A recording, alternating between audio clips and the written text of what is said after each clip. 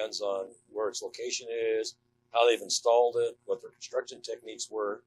I mean, if they've done the right things, a pipeline operator of a gas transmission pipeline should not hesitate to tell people what they're actually doing to prevent pipeline rupture in fairly decent detail. Well, I think they need to be very clear.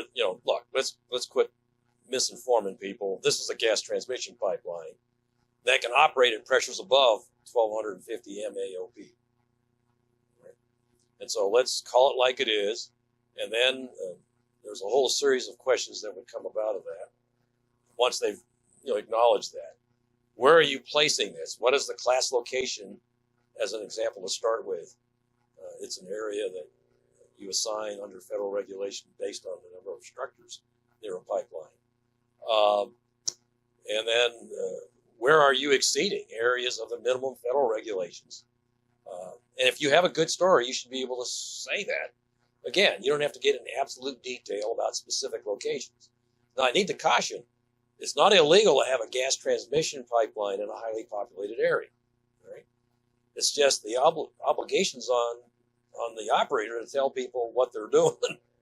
Well, I would take the perspective as a city father, is chartered with, my primary charter usually in cities is the protection of its citizens. I would, sit down with that pipeline operator and says, here's a series of questions I want answered. Either you can answer them, or we're going to tell you can't put your pipeline in here.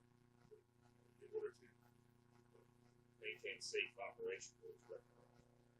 Well, I need to know a little more detail about how they're actually installing this pipeline segment across the town or the city.